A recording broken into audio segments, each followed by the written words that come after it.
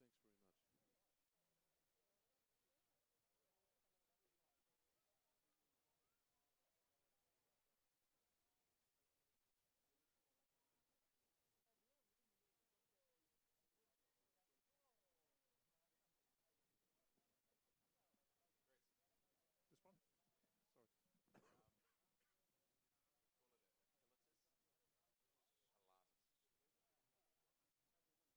call it a pilatus, pilatus.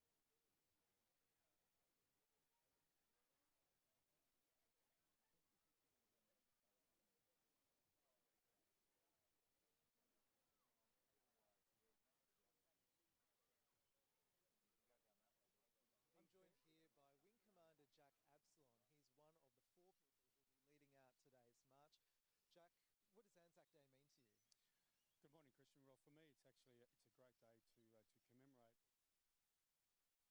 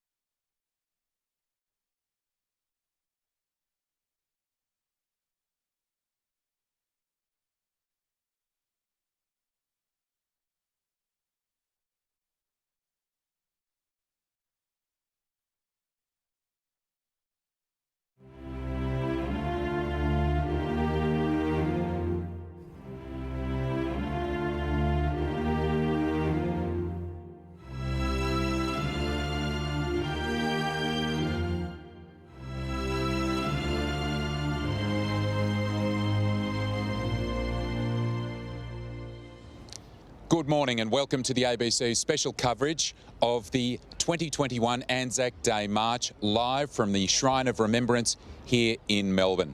It's going to be a day of change with a limit on the participants and also changes to the order of the march due to COVID restrictions. Despite this, the march and the dawn service continue to honour those who have served. And we begin our coverage with Victorians lighting up the dawn from their driveways and also, for a small number, a traditional service here at the shrine. They shall grow not old, as we that are left grow old. Age shall not weary them, nor the years condemn. At the going down of the sun, and in the morning, we will remember them.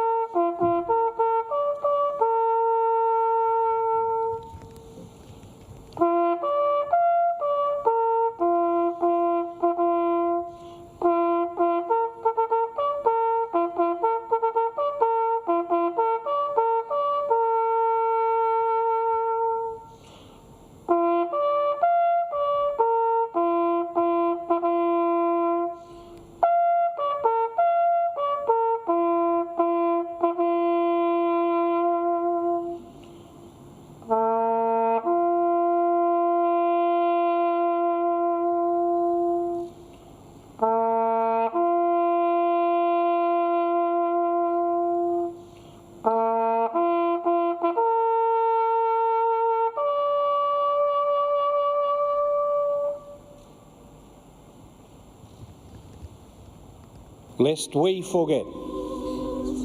Each Anzac Day we gather to remember. We know that our remembering will not bring back those who died in the course of duty. It won't erase the pain of grieving families or sufficiently lighten the burden for those who were injured. But we remember because they've gifted us a legacy. Their legacy is the character of our nation, forged from their service. We are all the custodians of this history and the precious memories. We bear a responsibility to those who served our nation to preserve their legacy and to commemorate it annually. In Flanders fields the poppies grow, between the crosses, row on row that mark our place. And in the sky the larks still bravely singing fly, scarce heard amid the guns below. We are the dead. Short days ago we lived, felt dawn, saw sunsets glow, loved and were loved. And now we lie in Flanders fields.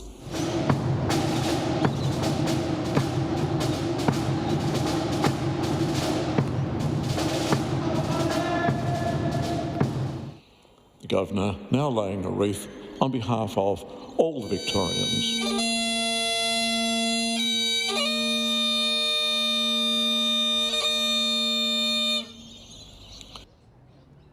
Stirring pictures to start the day. Well, the march is about to begin, but let's cross now to Christian Silva, our reporter on the ground, who'll be speaking to diggers and dignitaries throughout the march, and first with the all-important weather forecast. Good morning, Paul, and good morning to everyone at home. I'll be here on the ground chatting to some of the participants in today's march and some of the other special guests who've turned out today. There's a limit of 8,000 people in today's march. However, with such beautiful weather outside, we're expecting there could be quite a few more who turn up. There's a top of 17 degrees predicted. There's a chance of a shower, but right now, PK, it's looking sensational out here. Thank you, Christian, and it's great to be here with you on Anzac Day. As you can see, the city is bathed in sunshine for a very special march, which has had a bit of a turbulent time in the last month or so, working out how it's all going to look. For the dawn service, there were 1,400 tickets allocated. That was in early April, and so it was a much smaller service this morning. For the march, things have been changing. First it was off, then it was back. There are different COVID restrictions, of course. 8,000 registered veteran participants are allowed to march, and they will be marching along a changed route, albeit very similar when they come to their conclusion. It's been enclosed, repositioned, commencing near the Arts Centre along St Kilda Road and finishing at the Shrine of Remembrance. Restricted formation structure will ensure that COVID-safe social distancing as veterans march to the Shrine of Remembrance, pay their respects and disperse into Birdwood Avenue. And we're off. It's going to be a shorter march, as I said. We're not sure how many people will take part, and in that way, it's quite exciting to see what happens here. I'm joined in commentary this year, as always, with some very special commentators. Colonel Michelle Campbell for Army, former able seaman First Class Dennis Gist for the Navy, and former squadron leader Chris Hudnott. Good morning to you all. Good morning, PK. How are you? Good morning, Paul. And Chris, we'll start with you because it's a very big day for the RAAF. It's 100 years and a big celebration of that anniversary. Absolutely, Paul. Important day and a very important year as the Air Force celebrates its 100th anniversary and reflects on the 350,000 Australians who have served in the RAAF since the 31st of March 1921, and of course reflecting on the almost 11,200 who've made the ultimate sacrifice. Tell us about those who are leading the march this morning, those dignitaries from the RAF. Yes, Paul. Air Commodore Greg Vecina is the commander of Air Force Training Group. Wing Commander John Jack Absalom, Air Force Training Group also. Corporal Laura Powell, she's with the Air Force Training Group.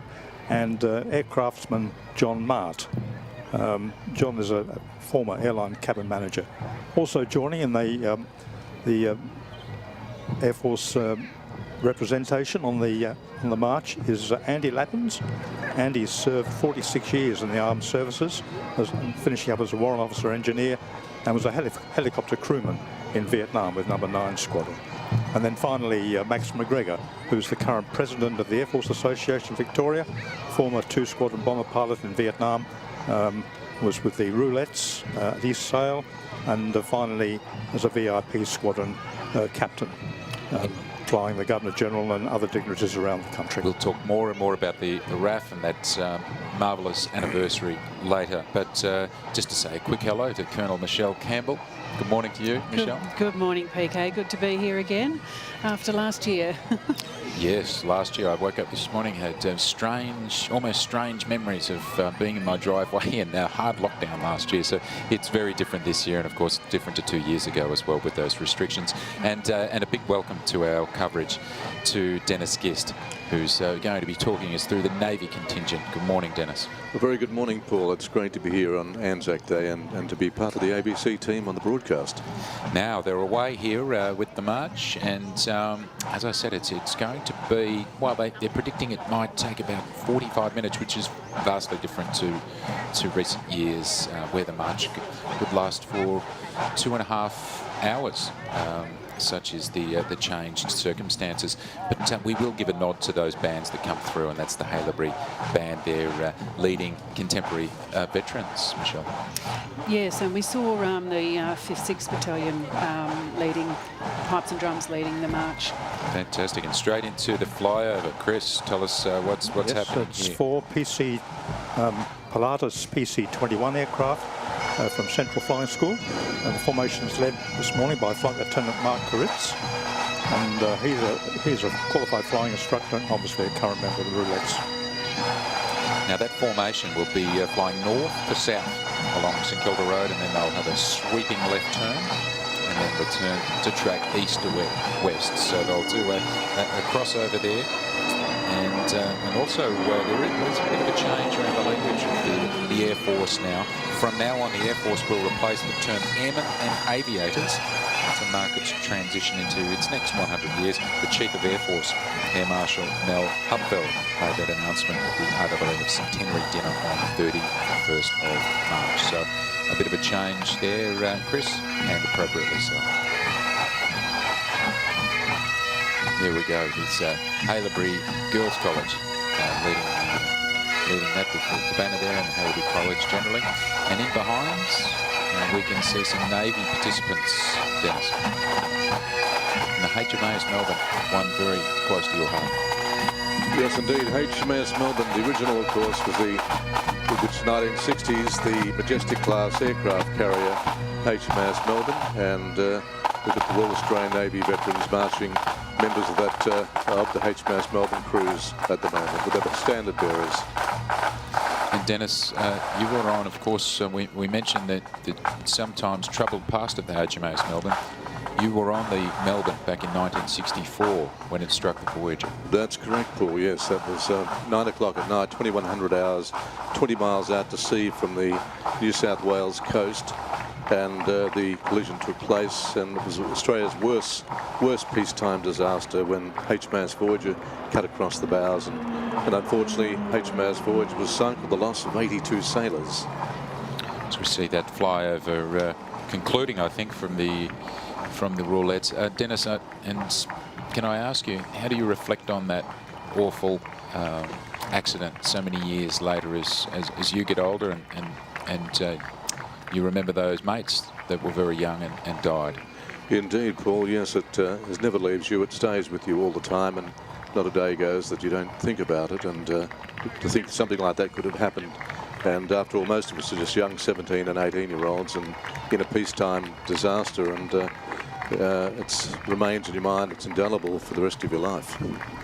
Here we see some veterans coming through, Michelle. Yes, it's from the contemporary veterans in this group. It was led by the Afghanistan banner there, and so since 2001 we've had troops in Afghanistan through Operation Slipper, and it was closely followed by the Commando Association.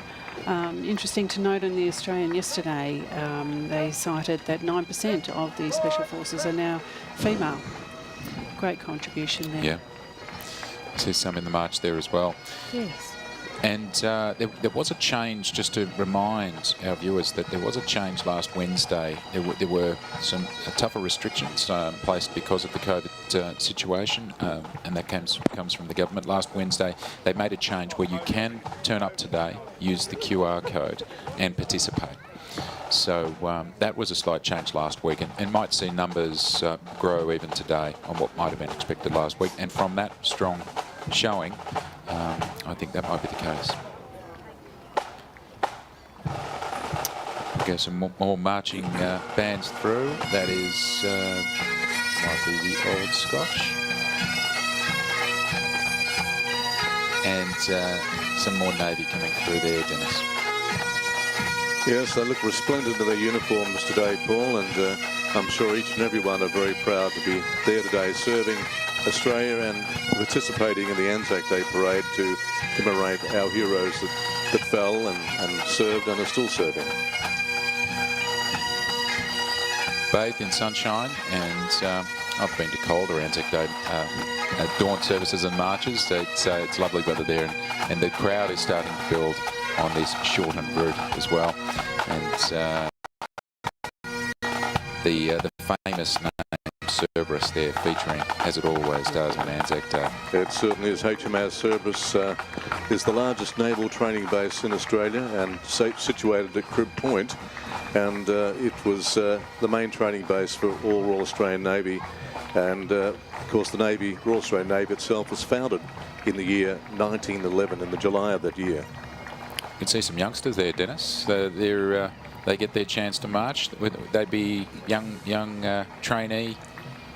Yeah, just at the distance, they could be young recruit. Yeah.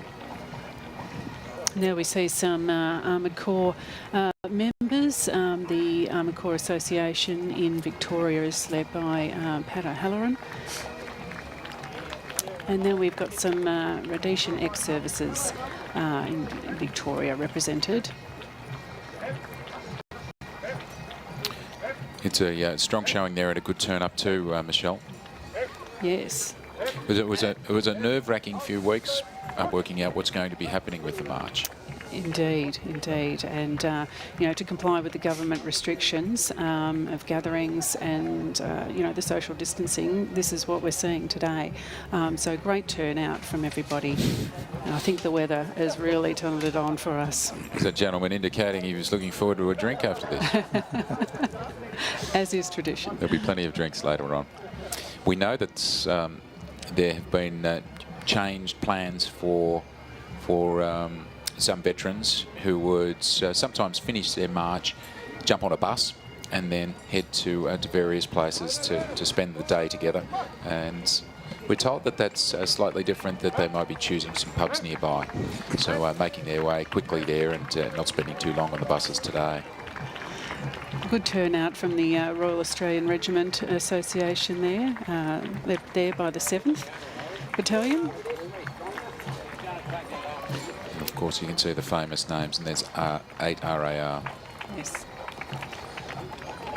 The banners will all be here, and they'll be on parade this morning, just to remind us of the history of service of all of these different regiments and squadrons. Can't quite make out that one. Looks like the French Foreign Legion, Michelle, doesn't it? Yes.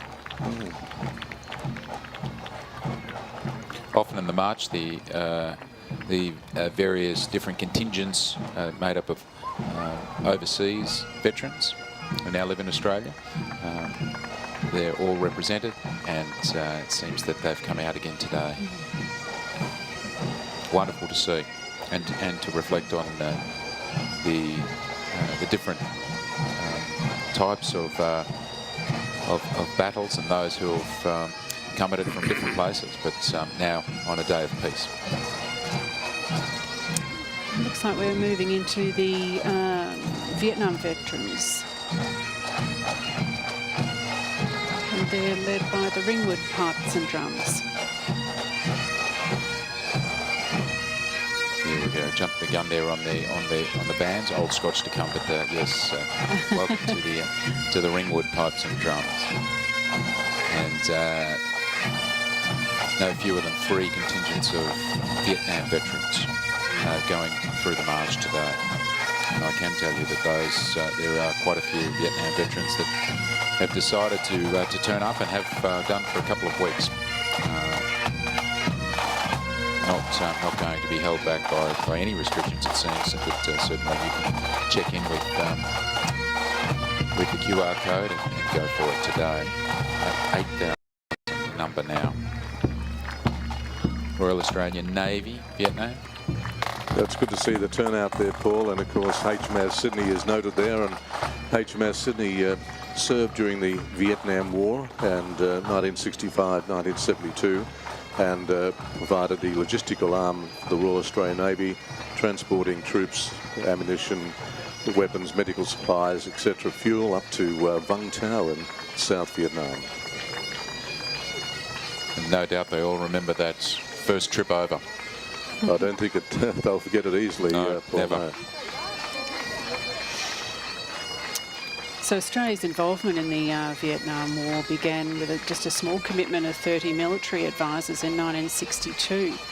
And it increased over the decade to a peak of 7,672 Australian personnel following the Menzies government in April 1965 decision to upgrade its military commitment in South Vietnam security. Now we're seeing the tunnel rats come through. Jim Marrett is leading the march there. There you can see Robin Date giving us all a big thumbs up. Great to see Butch Date there carrying the banner. And I know what it means to the tunnel rats to be here. And they'll be off to Port Melbourne, I'm told, for a few beers later on today. Or let's go down to Christian Silver. I'm joined now by Neil Taylor. He's the CEO of the RACV.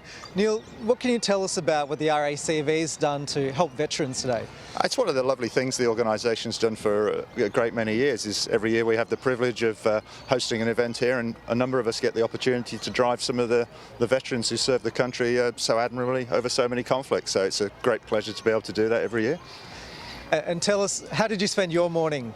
This morning, Brooke and I got up and we drove Robert Jevons, who was a Korean veteran and fought on a frigate, HMAS Condamine, from 1950 to 1953, and he's just sitting over there with his daughter Anne. Fantastic. Back to you guys. Thank you, Christian. Yes, you might have noticed that the cars that are usually on the march route aren't here. And that's because of COVID restrictions, Michelle, but great to see the RACV doing its bit and getting people to the march so that they can watch at least. Chris, there's a great banner there, yes. Paul, we just saw on the screen, and some of my colleagues on the march today, and that's excellent. A few friendly faces there. A few well-known friendly faces, and we're all heading off to the city for lunch and after the march today. Every year, for those viewers who need reminding, Chris sits with us and provides his special commentary, and I can feel just a little piece of him wants to be out there on the march. So, but he's providing his services to you, the ABC.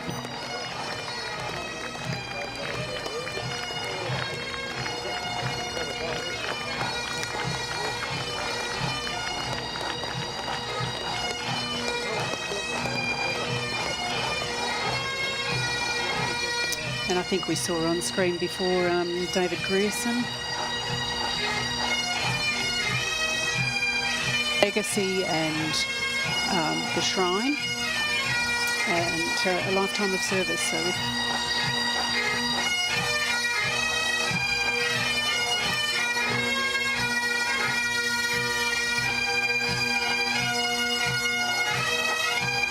Scots College Pipes and Drums.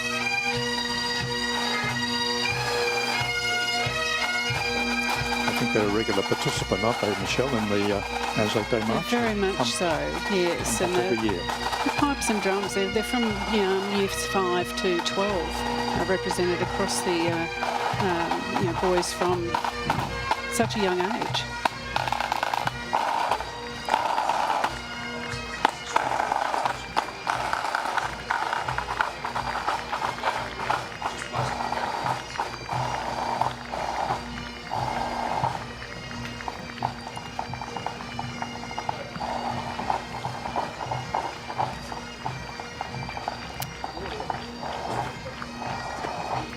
And we hear a lot of bands on today, and the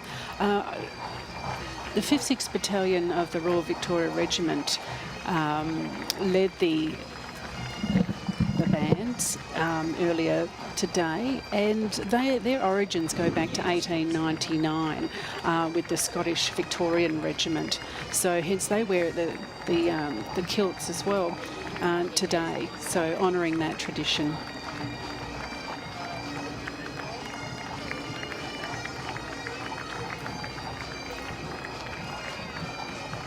And there we see, what is that one? That's the 161 Recce. That's an army unit in Vietnam. Yes, hence the blue beret. Yes, they operated for quite some time.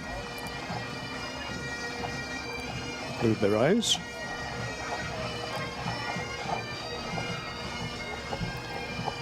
If you're just tuning in, you're watching the Anzac Day March from the Shrine of Remembrance in Melbourne. There you can see the magnificent skyline, bathed in sunshine this morning. Absolutely. A smaller march than normal, but those images no less powerful than they are every year on this magnificent day, recognising Australia's service of history. Let's hear from Christian Silver. I'm joined now by Alf Abbott, one of the veterans here at today's event. Alf, tell us, what does Anzac Day mean to you? It was the end of all hostilities, and everybody got, well, those that were left, got the chance to come back home. And it's a day of remembering mates that have gone, and well, I'm the only one left that I know of from my unit, which was only a small crowd, 30-odd fellas in a supply unit, but as far as I know, I'm the only one left. Alf Abbott, great to have him here today.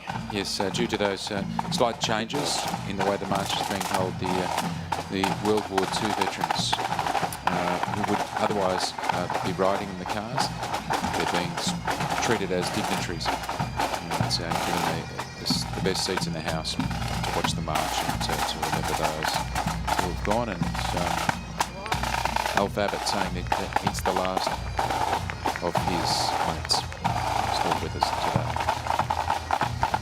I think as we progress through the march, PK, we started with the contemporaries and now we're moving backwards in time. And so, yes, I think we'll see a few more descendants coming forward.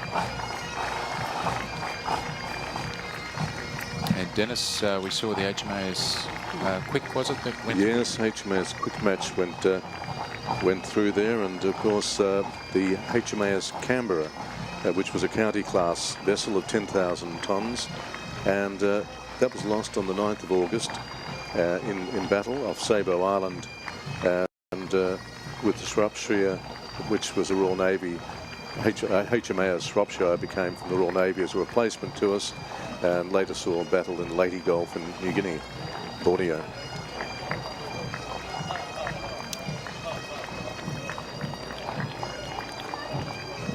And there we see more veterans coming along, and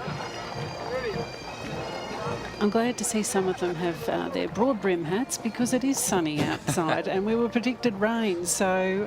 It was supposed to be wet, was it? It was. No, it's a beautiful day, bright sunshine. It is gorgeous.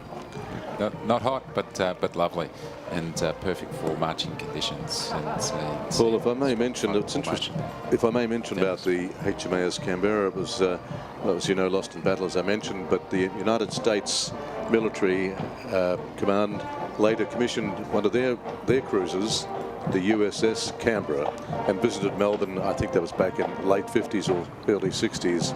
So it was a great recognition by the United States military to do so. Indeed. If you're just joining us, you're listening to Dennis Gist there, able seaman, first class.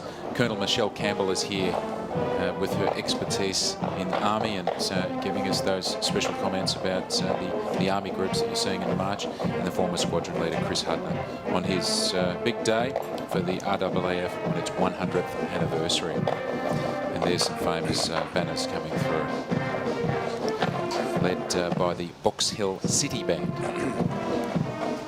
leading the way, and all of the bands doing great work today.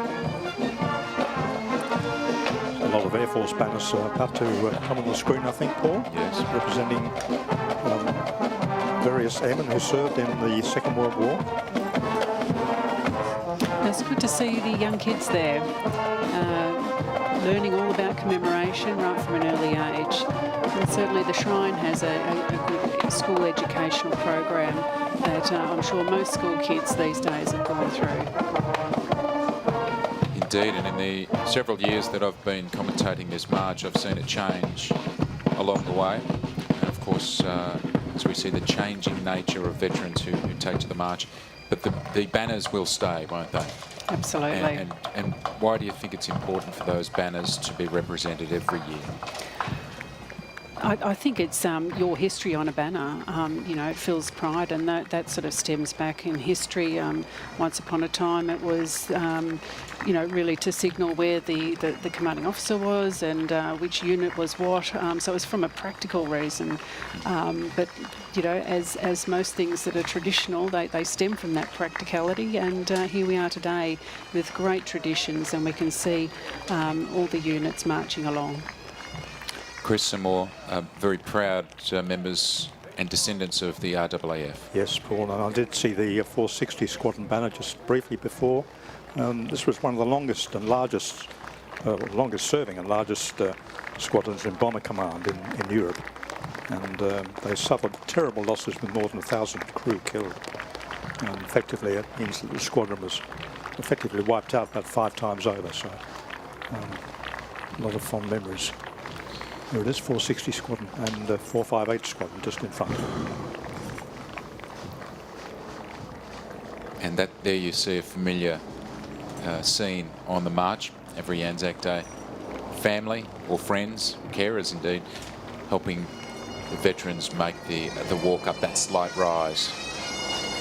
And they're looking right up at the Shrine of Remembrance, one of the great features of the Melbourne skyline. Indeed, a magnificent museum in itself. I tell you what I like about the banners is just seeing the names of the places where those battles were waged. It's visceral, and it takes you straight back to anything that you know about those places. It's interesting to see some of those places, you know, from World War I to right through to contemporary, you know, such as Timor. We've had presence there in each of the theatres. It tells a great story, Michelle and Paul, doesn't it? Yes. Yeah. It does, and a special word, Dennis, perhaps for the Rands. Yeah, absolutely. Where would we be without them in the Royal Australian Navy? Do you know they were formed during World War II in 1941 and looked after communications, medical services, transport and many other duties in the Royal Australian Navy. And Dennis, in fact, I'd be nowhere without the Rands because, as I mentioned, every year my parents met in the Navy. Is that right, Paul? Well, they were both in the Navy at that time, Fraternisation. And I send my best wishes to Mum and Dad, who always love catching up with their old friends. And a very nautical couple. That's right. There's the Shropshire you mentioned before, and the Canberra banner as well. Yes, they served with distinction, Paul, around Sabo Island, in quite a bit of action against the Imperial Japanese, Sabo Island, Leyte Gulf, and in New Guinea. I'll tell you what, I'm very impressed with the crowd this morning. It's a valiant turnout, isn't it? It is, and they're very animated. It's, dare I say, it's more a dynamic march this year, it seems, because of the shortened distance. So get your cheers in and get your applause in while you can. And big waves. The veterans love seeing, well, particularly the youngsters as well, turning up and giving them due recognition. And that's what it's about, recognition. And we've discussed, by the way, previously, the merit of carrying photographs for the record, I'm a fan of it. Not everyone is. Well, it keeps the memory of your family alive, doesn't it? Yeah, I like it. I like seeing those faces, even if only in print.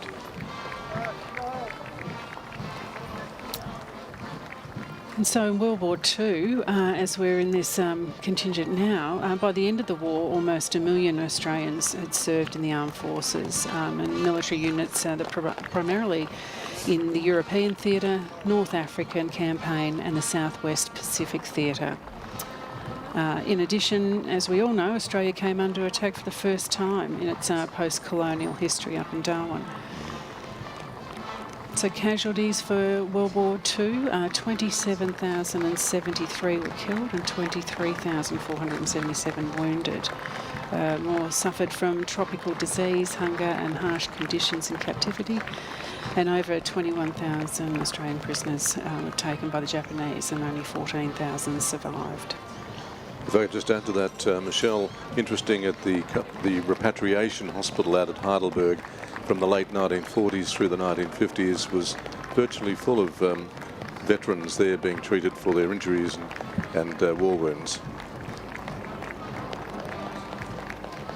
It's still there, the structure, isn't it? Yes, it's still there, Paul. There we are, the Darwin Fortress. A lot of medals, a lot of smiles, and the terrific banners that come through too to remind us all of that important part of Australian history.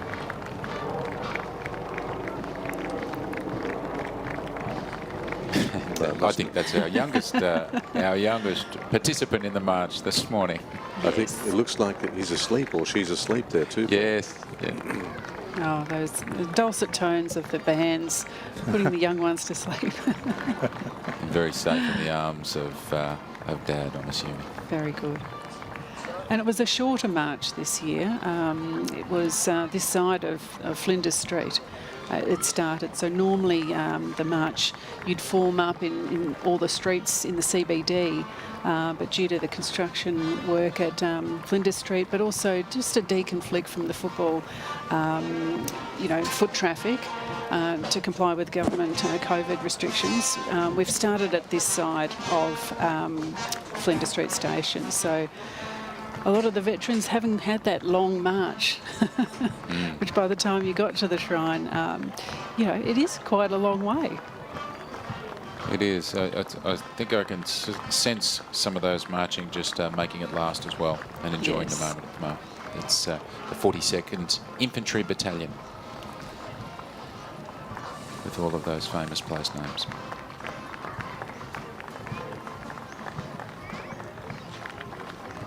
Of course, we should mention there have been some criticism and comparisons with what's happening at the football with such a big crowd and different restrictions on Anzac Day March as well.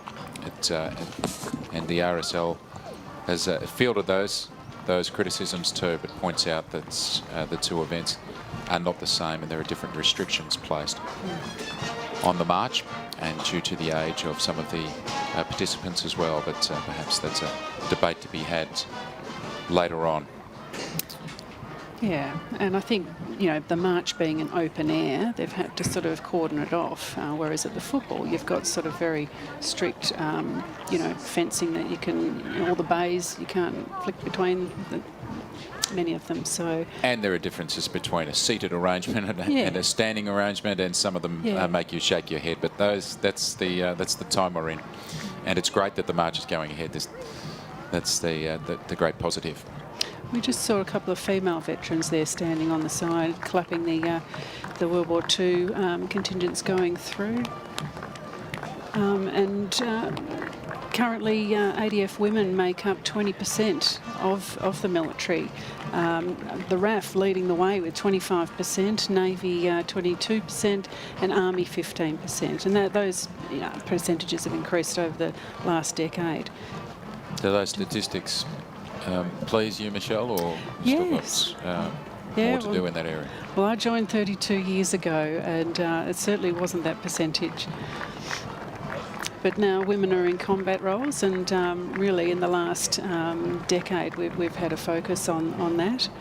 We have 411 women in combat roles in infantry, artillery and armoured units for Army. They've come a long way, Michelle, haven't they?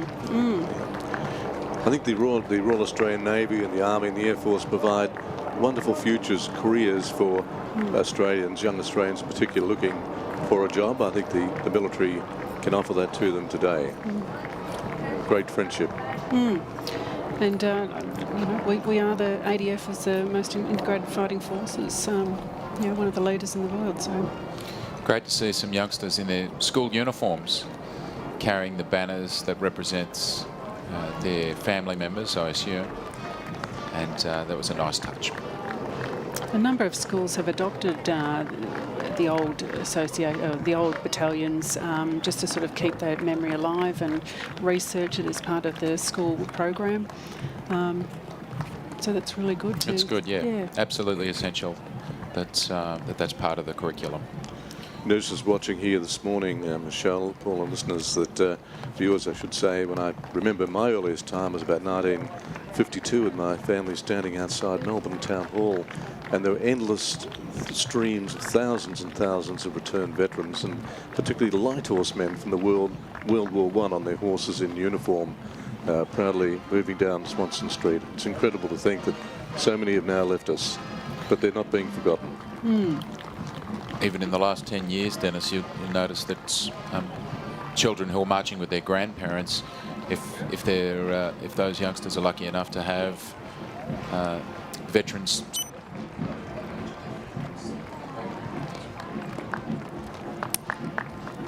Yeah, I certainly had great-grandparents World War One, grandparents in World War II. So yes, hearing all the stories from those generations that have since passed on. And here we are from the 7th Division, which were part of the 2nd AIF 1st Corps.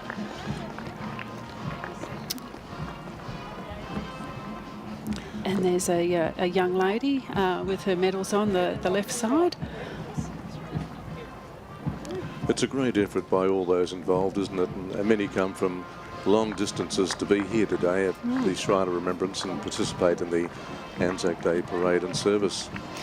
And you've come all the way from the Mornington Peninsula, Dennis. So I think I need. Thank you, thanks, Michelle. I needed a fast tinny to get up here this morning, but stayed overnight, so it made it a lot easier. Oh, terrific! Well, thank you. And then the 8th Australian Infantry Battalion, and there's carrying the medals of an ancestor, and again Timor features again. Followed by the 9th Division. As I mentioned, the 2nd AIF in the Second World War had 2 corps and many divisions. We could go on and on and on about all the different units and whatnot, but we're just here to say thank you for your service.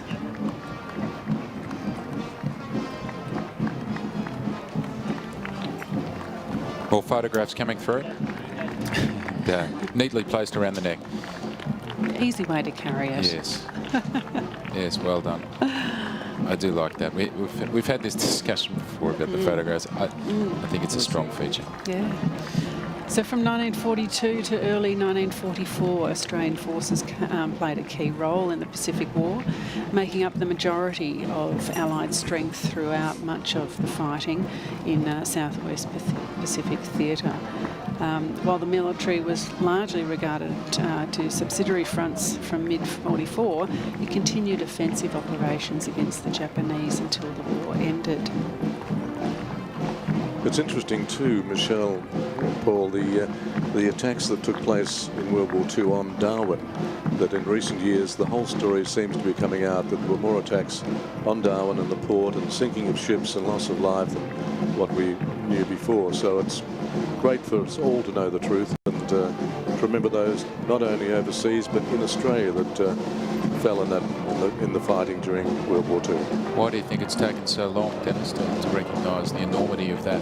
I guess it would be secrecy and the Secrecy Act of some kind. Yeah. Paul, I'd imagine that they didn't want to panic people during World War II, that there was such severe bombing taking place, and I guess the war was over and it got put away on a shelf until recent times.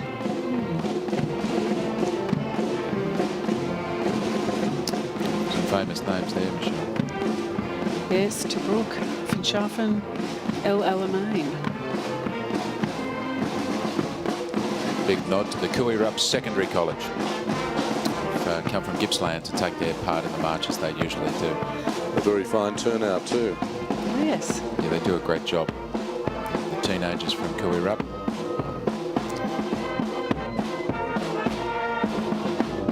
I've just noticed this morning the great representation made by bands, and the martial music that they're playing has been really wonderful.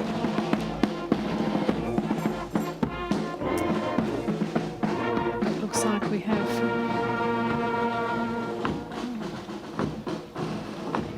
descendants walking and more photos being held. Obviously a loved one.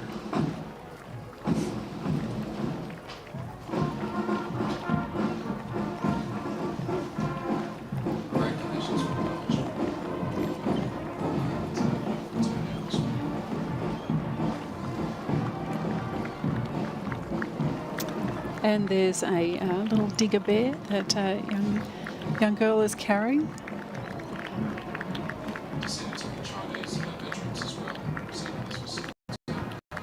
Yes.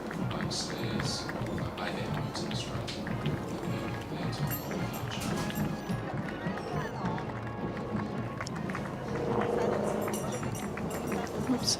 And that's a feature of the march. We include our allies and other countries that have served. Let's go down to Christian side. Okay. Down to Christian side.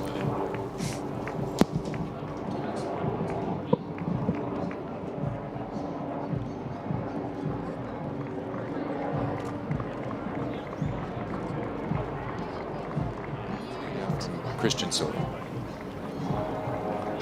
I'm here with John Silver. John, tell me, what does Anzac Day mean to you, and what are some of the memories that come back to you on a day like this?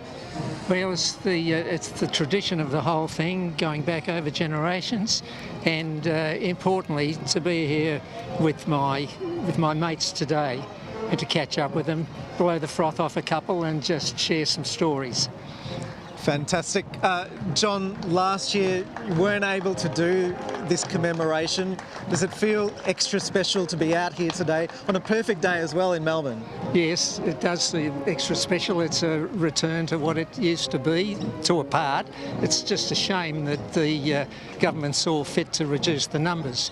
But last year we were on the balcony with the white ensign flying and at the dawn service. And it was a very nice celebration too. Well, it sounds like you'll have a fantastic day. John, thanks for joining us. It's my pleasure. Thank you. Thank you, and thank you to Christian as well, doing a great job there, out and about and getting us those interviews. And what a scene it is, and the beautiful rich grass, which always looks good, but hasn't done this for 2 years, because last year we were all in our driveways and in hard lockdown in Melbourne, and the RSL's done a great job to put on this event today, even when it seemed unlikely only a couple of months ago. The Salvation Army coming through on Anzac Day, and if you're just joining us, our special commentators Michelle Campbell and also Dennis Gist at the moment, and Chris Hudnam from the RAAF on a very special day for the RAF, celebrating 100 years and signalling the beginning of another 100 years. Yes, well, that'll lead into the air show towards the end of this year in November. It was supposed to be in February, you know, the usual air show, but every 2 years. But due to COVID, it's just been postponed to November. And there you go, some of the most famous names of all, on the Light Horse Regiment being recognised, and also the 6th Australian Infantry Battalion. moving on to World War I. So just a few stats for you. The Commonwealth census of 1911 counted 4,455,005 people living in Australia. But of course, back then, unfortunately, the Aboriginal Australians were not included in this census. Victorians' population at 1914 was 1,430,000 people. You'd be, it's sort of, when you read this stat, you sort of go, wow, 416,809 Australians enlisted in the Australian Imperial Force. Yeah. That's just extraordinary. That's 38% of the Australian male population between the ages of 18 to 44. Enormous contribution, Michelle, isn't it? It is. Those numbers are startling, and I feel like in the last few years, as we've gone through the different anniversaries of 100-year anniversaries of different battles and stages of World War I, I feel like the history lessons have been very, very good and hit the mark with young people, but with all Australians, as we've learned more and more about World War I. And you can see those names on the banner too. I know the 14th was there. Of course, some of them are precursors to very, very famous battalions that served in World War II. So recognitions going through the generations there. Of course, the second 14th. We saw that banner earlier. They've become legendary, Paul, yes, haven't they, for their service? They have in different areas of war, and Kokoda included. So 320,000 members of the AIF in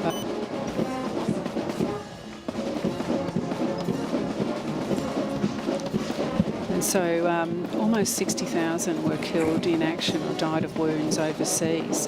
And so really that was the genesis for a number of the war memorials that, you see in every town, every country town, every suburb, and indeed the shrine. And we didn't have a practice of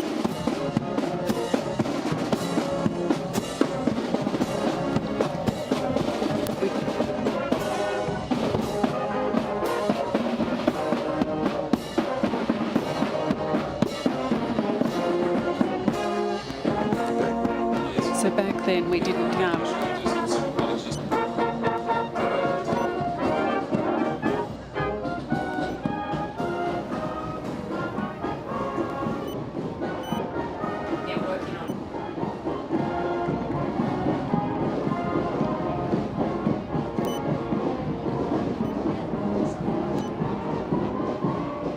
Turned veteran Don Bergman.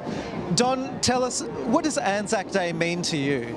It means remembering all the servicemen from the early days of Australia, and also you meet up with all your friends, and hopefully that you can keep meeting them from the because it's really the only time that you can meet some of your friends. And how do you feel seeing such large crowds over the years turning out for Anzac Day to honour those who served their country? Yeah, it's a great honour to be able to wear medals that you've earned, and to show and to meet up with people that have similar medals and have done similar activities or similar service. Fantastic. Thank you so much for your time, Don. Yeah. Thank you. And thank you to Christian Silver there, our reporter out on the ground. And such is the nature of the march this year that we are nearing an end. A march that usually goes for 2.5 hours has gone by very quickly indeed, some 45, 50 minutes. And there you can see, that's the view that the marchers have had. And it's lovely to see too, looking up at the Shrine of Remembrance. Isn't it just marvellous, Paul, to have a Shrine of Remembrance like this where we can remember and commemorate each year? And I think this was built back in the 1920s during that Depression period. Indeed, indeed. And it was actually partly funded by money raised by public subscription, £160,000, which represented 64% of the cost to build the Shrine of Remembrance. A great effort at that time when you consider all things, Michelle and Paul. And yes, may I mention that one of the trustees, the chairperson of the Shrine of Trustees, is Captain Royal Australian Navy Captain retired Steve Bowater, who's doing a fine job there. indeed. Caulfield South Primary School, the band there going through, and they do a great job. And I'm not sure how the kids feel about not doing about 4 laps like they usually do. They usually just go round and round, and good on them every year. I suppose there's a lot of pressure on that once-only performance, but they look up for it. And terrific uniforms as well. Yeah, they do a terrific job. Great.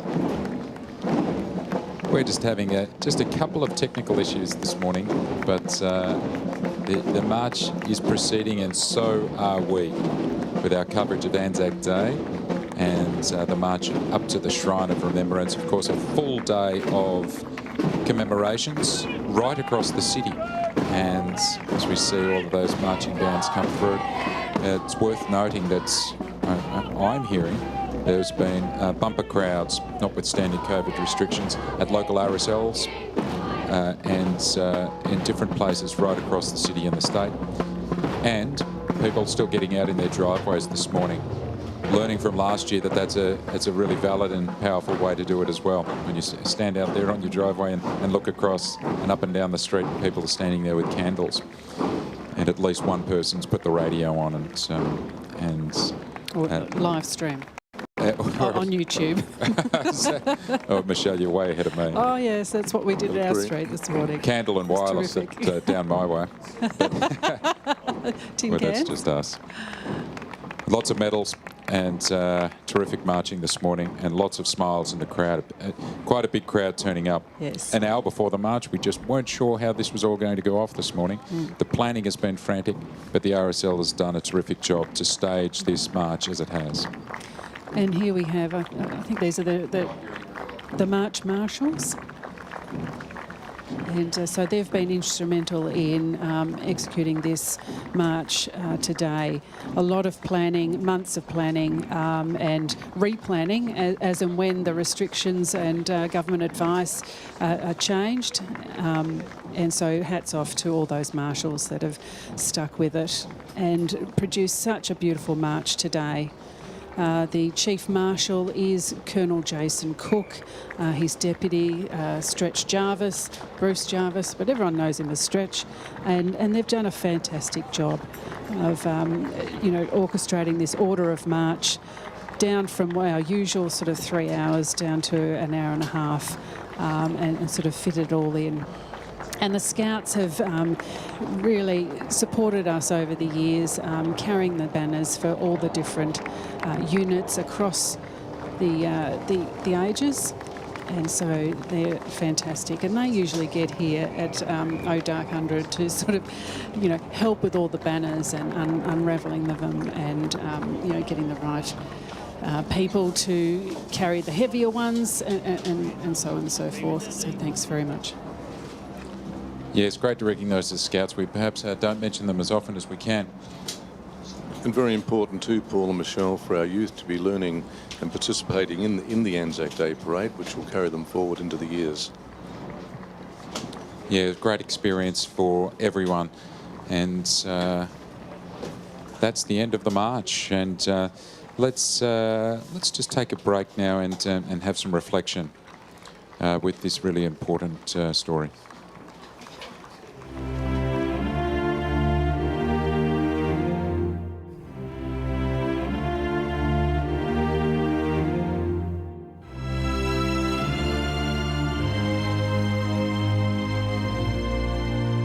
For over 100 years, we have set aside Anzac Day to give thanks to those who have served and to those who have died serving our country. We honour the memory of those no longer with us.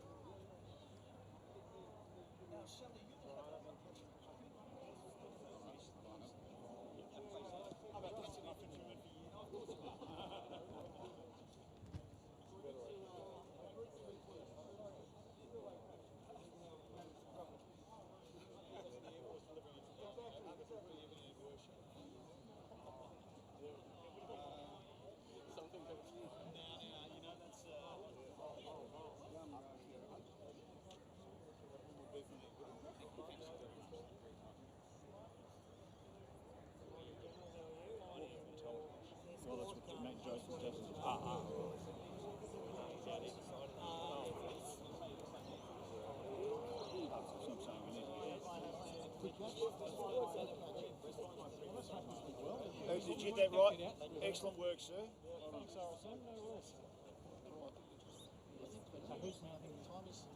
Federation Guard behind you. Ask the Federation Guard to come forward, but I'm told to do so. What's up to you when you're ready to go? Let's do it now.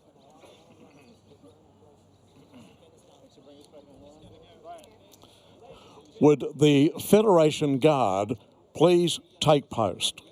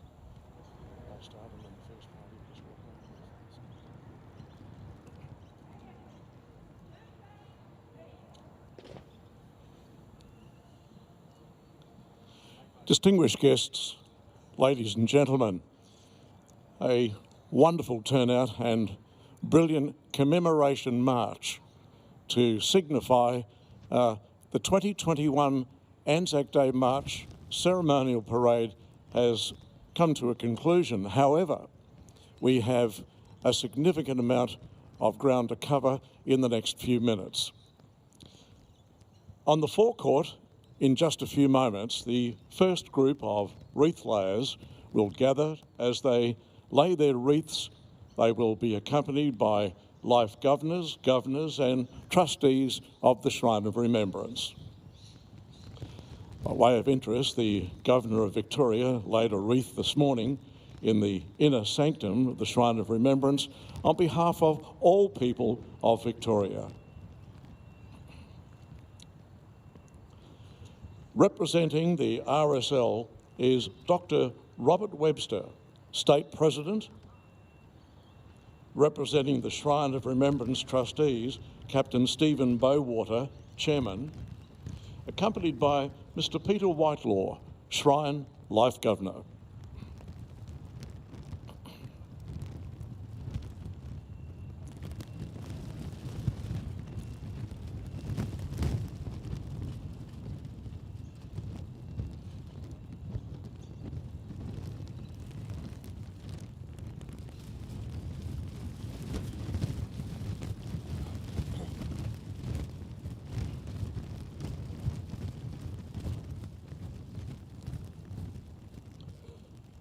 Now, to represent the Australian Defence Force, we invite to step forward Commodore Greg York, Royal Australian Navy, Major General Andrew Bottrell, and Air Commodore Greg Frasina, accompanied by Squadron Leader Steve Campbell-Wright, Shrine Governor.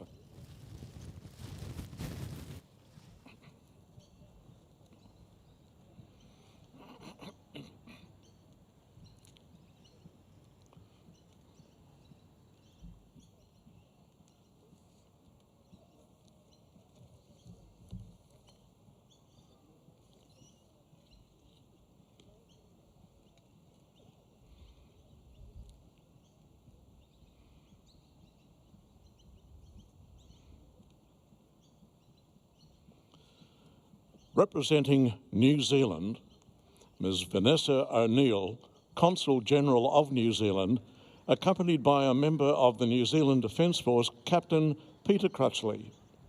Representing Great Britain is the Consul General, Mr. Stephen Lysett, accompanied by Brigadier Marcus Simpson, British Defence Advisor. Representing the City of Melbourne is the Right Honourable the Lord Mayor Sally Capp. Representing Victoria Police is the Chief Commissioner, Mr. Shane Patton, accompanied by Group Captain Annette Hollian, Shrine Governor.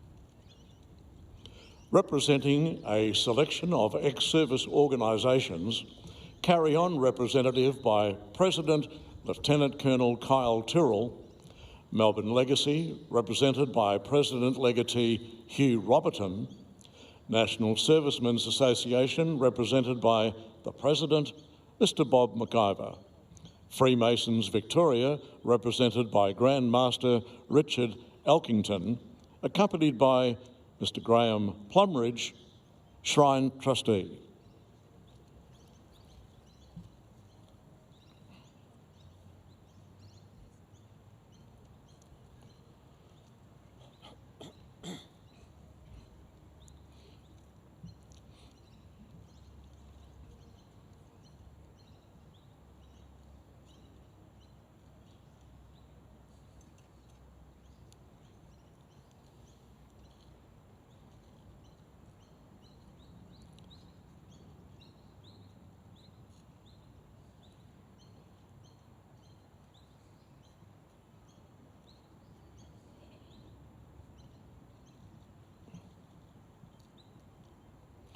Representing the state government is the Honourable James Merlino, Acting Premier. Representing the federal government is Senator David Van, accompanied by Lieutenant Colonel Adrian Lombardo, Shrine Life Governor.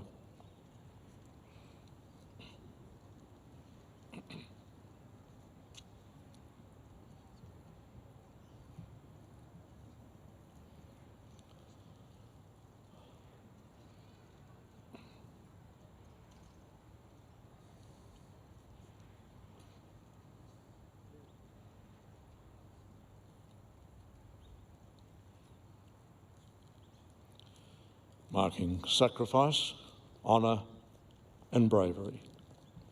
Ladies and gentlemen, the commemoration ceremony will now commence I introduce Dr. Robert Webster, State President, RSL Victoria.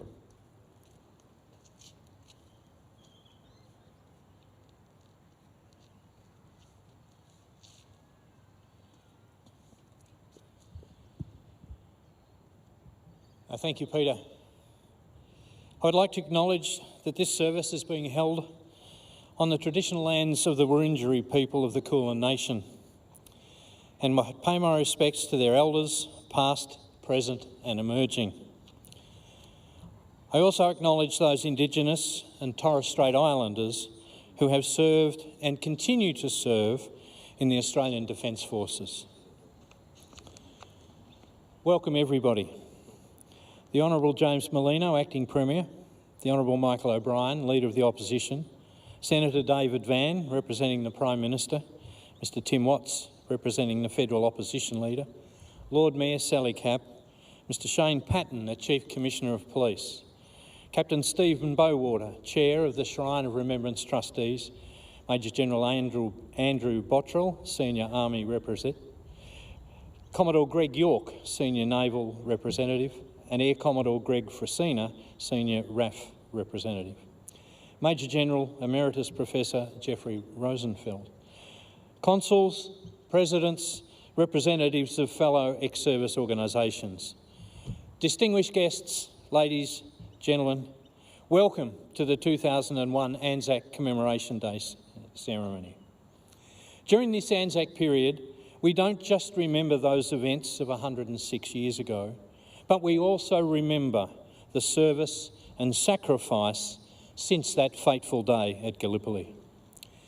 In both world wars, the impact on our small nation of the horrific losses of our best was profound, because our communities lost so much of the future talent of our country in the sciences, the arts, the sport, in agriculture, in industry, politics, and indeed as partners and parents of happy, well-cared-for families.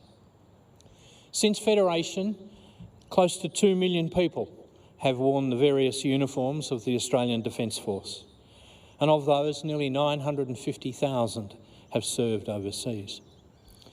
And the Australian War Memorial tells us that over 102,800 Australians have died and more than 300,000 have been injured, wounded or gassed.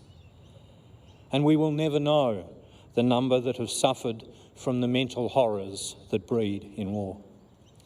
We remember the partners and families of those who suffered from their wartime injuries.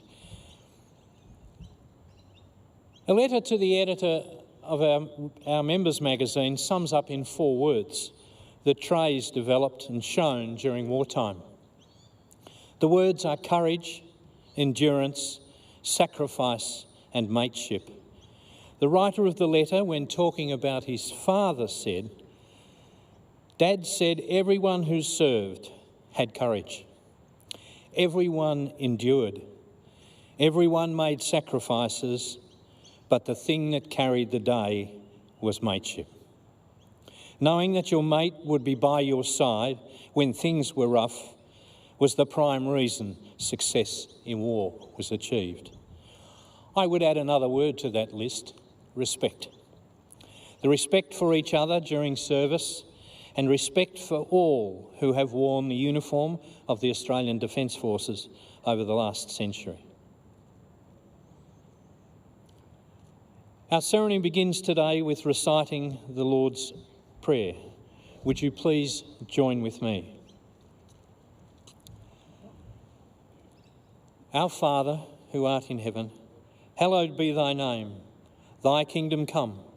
Thy will be done on earth as it is in heaven. Give us this day our daily bread, and forgive us our trespasses, as we forgive those who trespass against us. And lead us not into temptation, but deliver us from evil. Amen.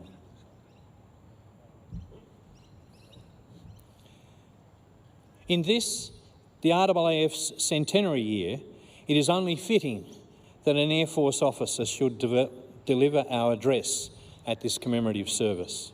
Our guest speaker today is Mr Max McGregor, President of the RAAF Association of Victoria.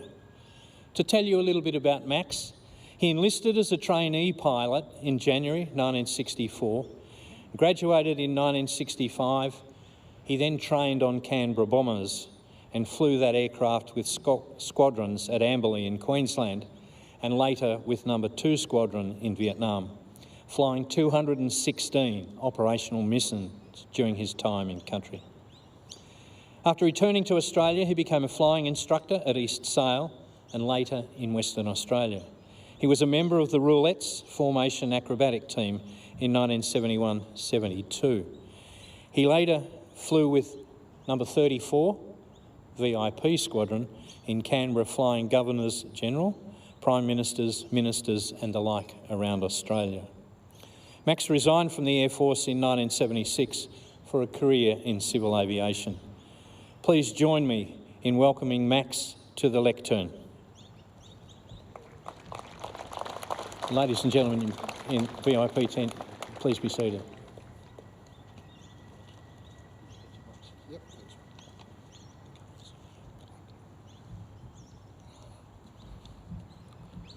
The Honourable James Merlino, Acting Premier of Victoria, Dr Rob Webster, President, State RSL. Distinguished guests, ladies and gentlemen, fellow veterans, we gather here today at this sacred place, the Shrine of Remembrance, to remember all of those who served to defend Australia. Anzac Day is a day of national remembrance in Australia and New Zealand.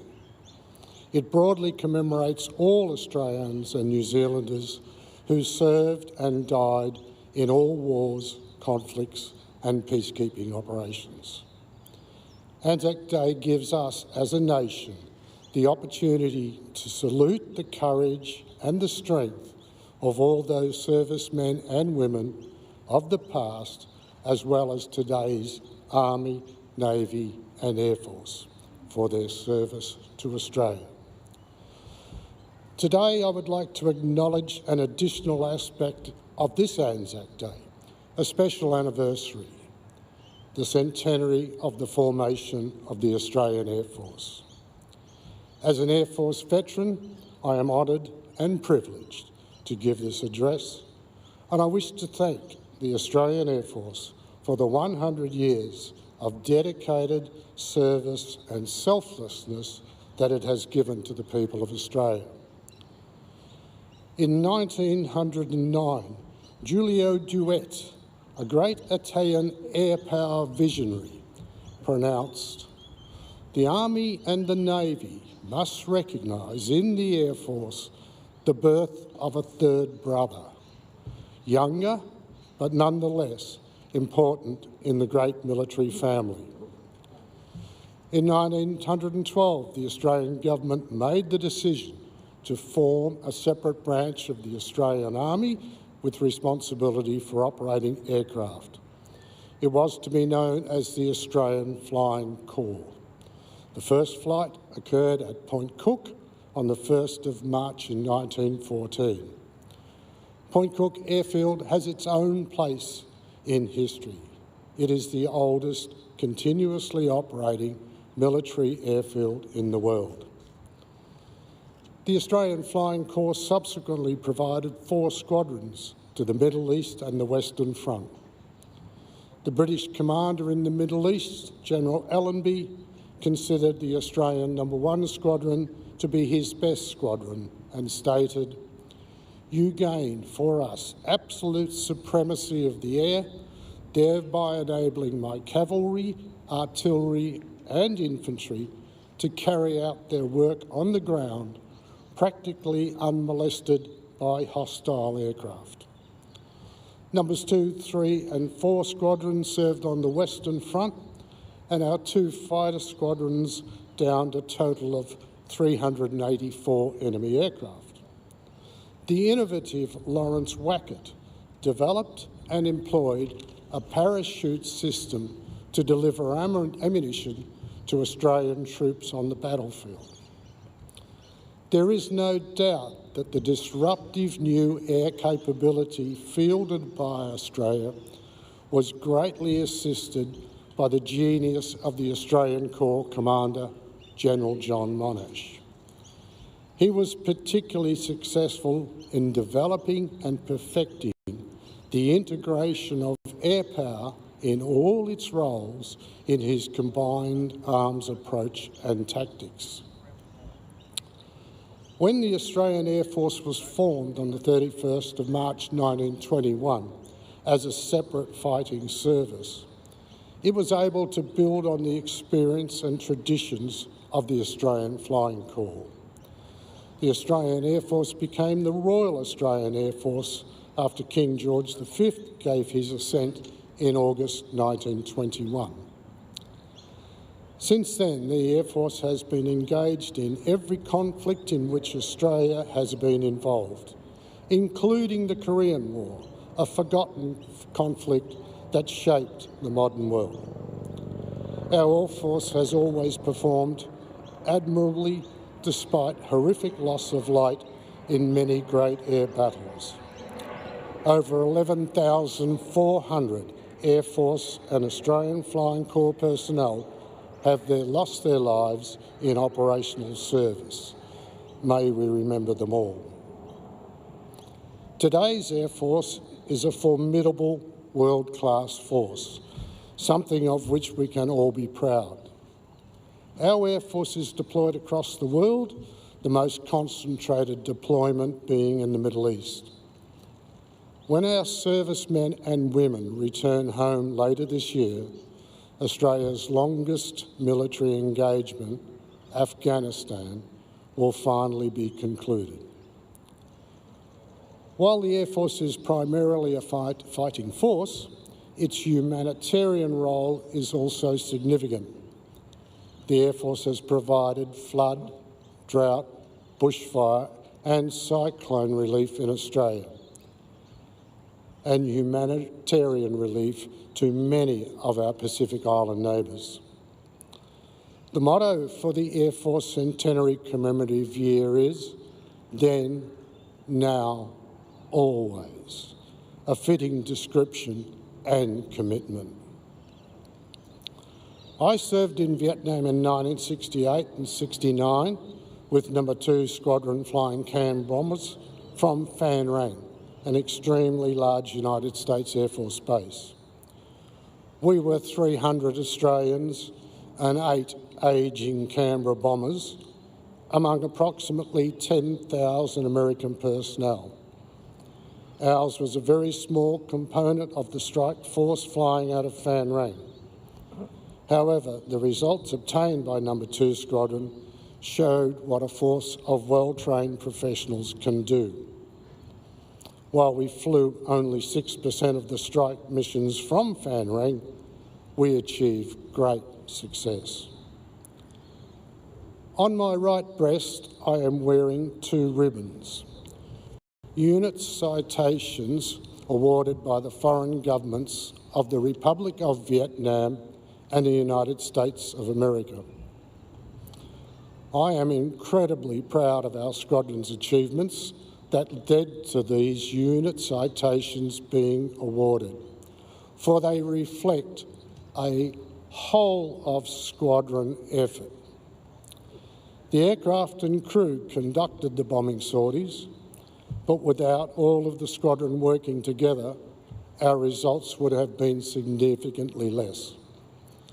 May we never forget our engineers who worked day and night to provide serviceable aircraft, our armourers who toiled in all conditions to make up the bombs and load them onto the aircraft, our admin staff, communications group, transport drivers, cooks, who ensured the squadron performed as required, as did our 30 aerodrome defence guards, who patrolled outside the base perimeter and prevented several attacks on the base. It was a great team effort. Equally, our grateful thanks go to the crews and squadron members of the Caribous of No. 35 Squadron for their magnificent aircraft transporting people and cargo. They were affectionately known throughout Vietnam as Wallaby Airlines.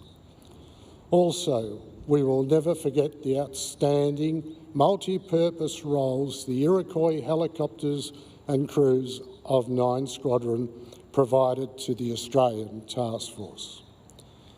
The Hueys will always be remembered for their distinctive noise as they approached.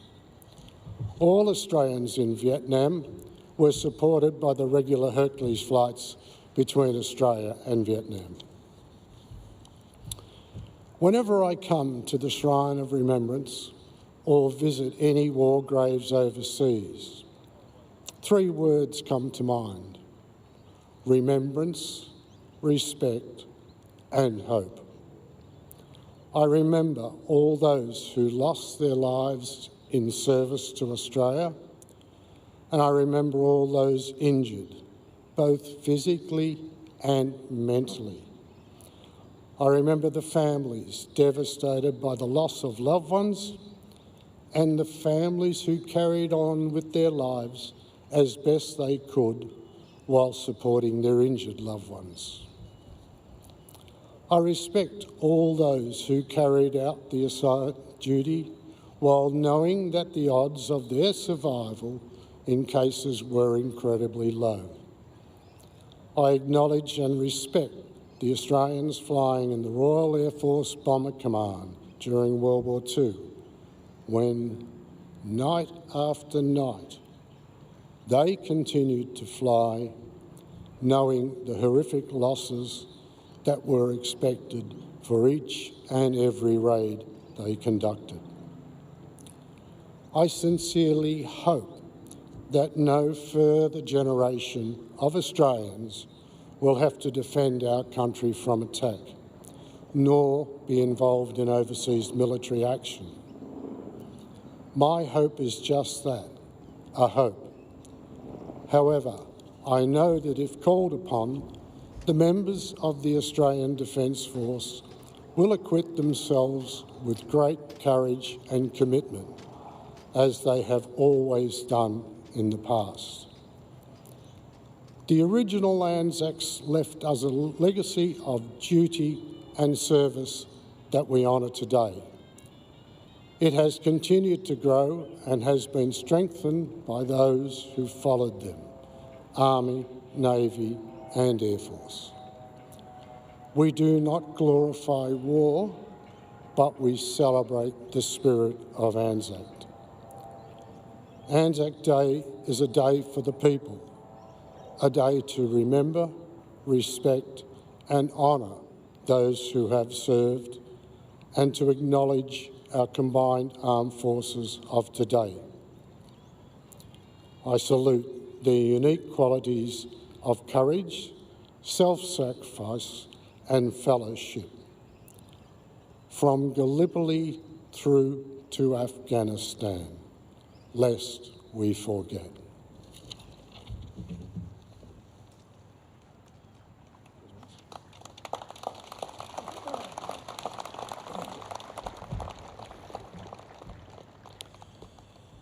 Thank you, Max, for your address. Well done.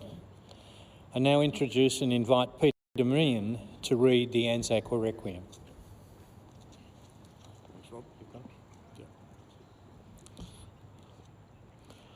On this day, above all days, we recall those who served in war and who did not return to receive the grateful thanks of the nation.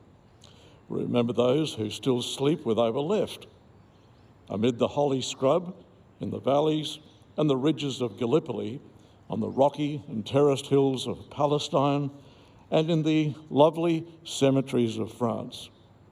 We remember those who lie asleep in ground beneath the shimmering haze of the Libyan desert, at Bardia, Derna, Tobruk, and amid the mountain passes and olive groves of Greece and Crete, and the rugged, snow-capped hills of Lebanon and Syria. We remember those who lie buried in the jungles of Malaya and Burma, in New Guinea and in the distant isles of the Pacific. We remember those who lie in unknown resting places in almost every land, and those gallant sailors whose grave is the unending sea. Especially, we do remember those, pardon me, who died as prisoners of war, remote from their homeland and their comfort and the presence of their kith and kin. We think of the service and sacrifice of the women who gave their lives in our own and foreign lands and at sea in 2 world wars. We recall too the staunch friends who fought beside us on the first Anzac Day. Men of New Zealand, they who helped create the name of Anzac. And all the New Zealanders who have served alongside since. We recall all those who gave their lives in the merchant services and in British Commonwealth and Allied forces. We think of every man and woman who, in this crucial hour of need, died so that the lights of freedom and humanity might continue to shine. We think of all those gallant men and women who died in Korea, Malaya, Borneo, Vietnam, East Timor, Iraq, Afghanistan, and in peacekeeping and peace enforcing commitments to defend our freedom and preserve peace and security. May they all rest proudly in the knowledge of their achievement, and may we and our successors in that heritage prove worthy of their sacrifice.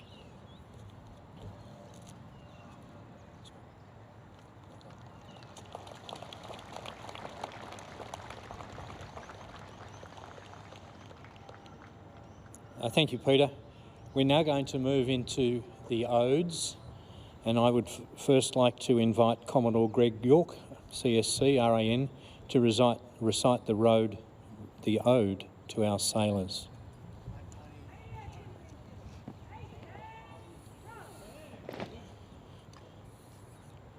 To our sailors, they have no grave but the cruel sea. No flowers lay at their head. Their only grave is a rusted hulk, afast on the ocean bed.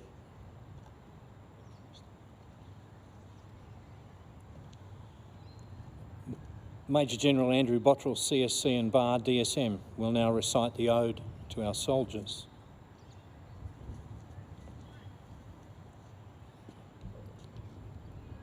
To our soldiers. They went with songs to the battle. They were young, straight of limb, true of eyes, steady and aglow. They were staunch to the end against odds uncounted. They fell with their faces to the foe.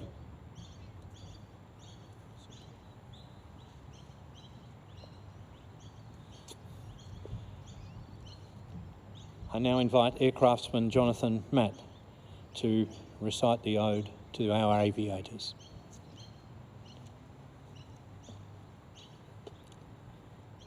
To our aviators, up, up the long, delirious, burning blue. I've topped the windswept heights with easy grace, where never lark or eagle flew, and, while with silent, lifting mind, I've trod the high, untrespassed sanctity of space, put out my hand and touched the face of God.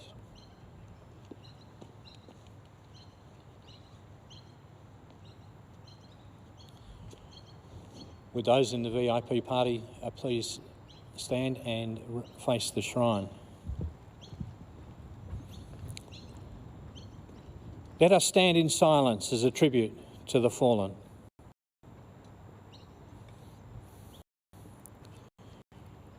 They shall grow not old as we that are left grow old.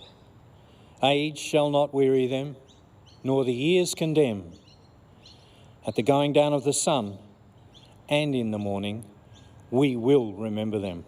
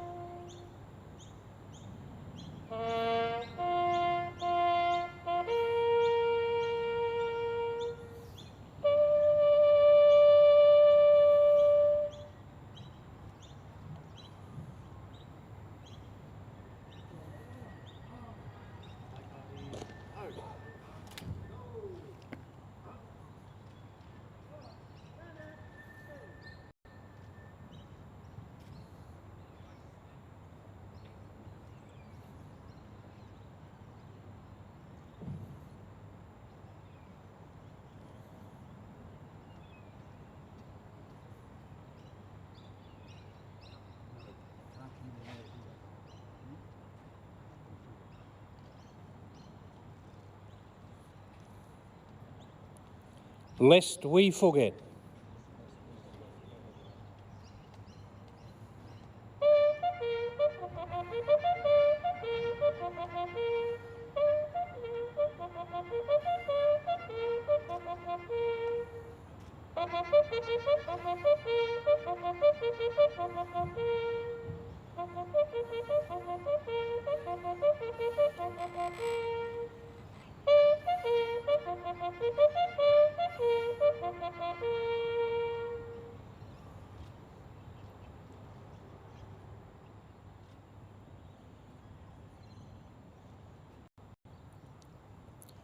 Ladies and gentlemen, we now have the two national anthems. The national anthem of New Zealand.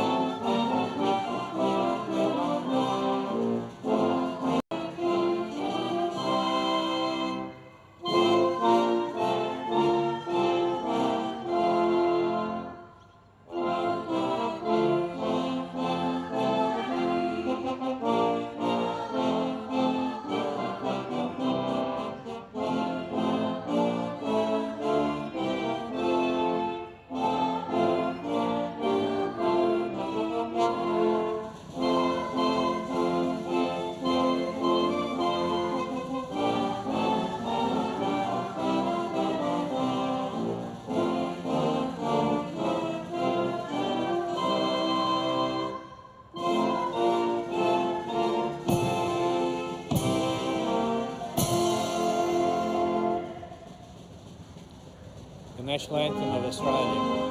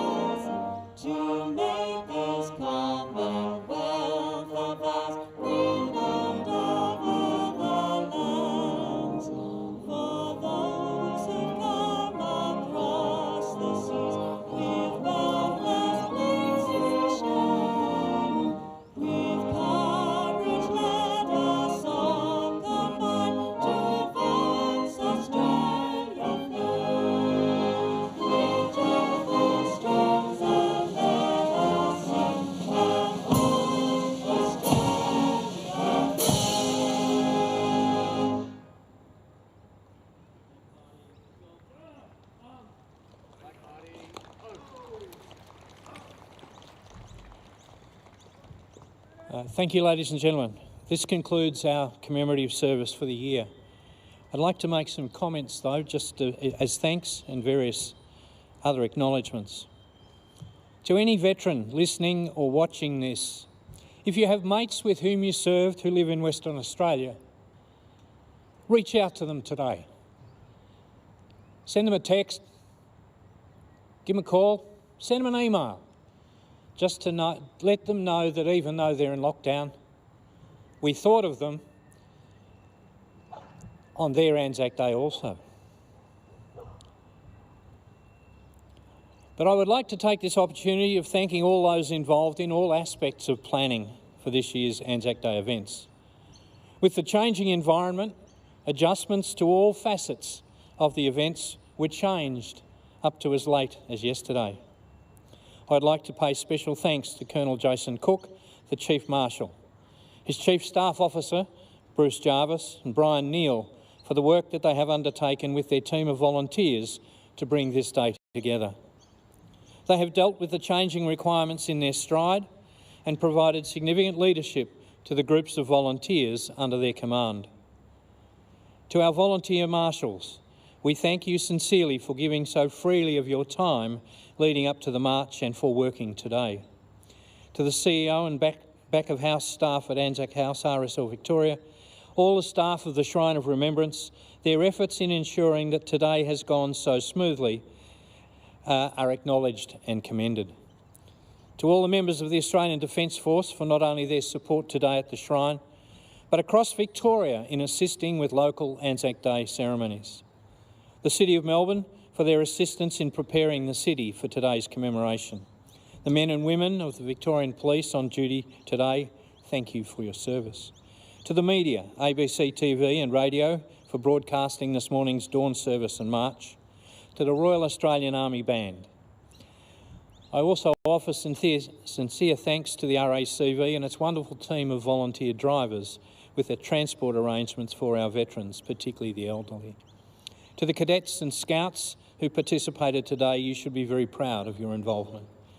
The service, civilian and school bands, thank you for keeping us moving along. There were many new stakeholders involved in getting today over the line, being various departments of the state government and state authorities. Thank you for all of the assistance that you've given us in making this day happen.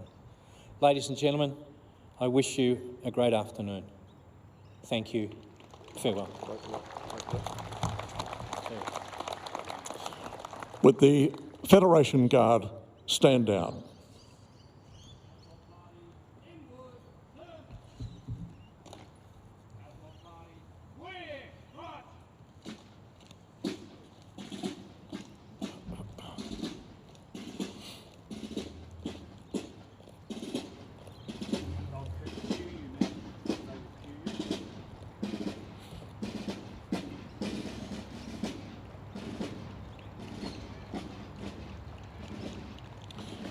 And your applause for our men and women is most welcome. And this includes the men and women in uniform as part of the Australian Defence Force contingent to step off.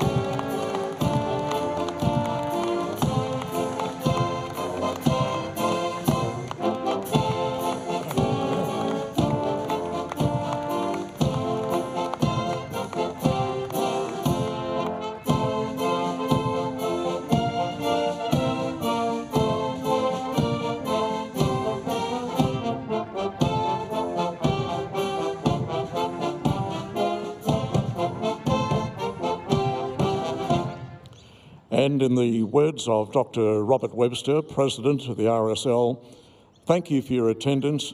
Enjoy the commemoration of the balance of Anzac Day 2021. Good afternoon.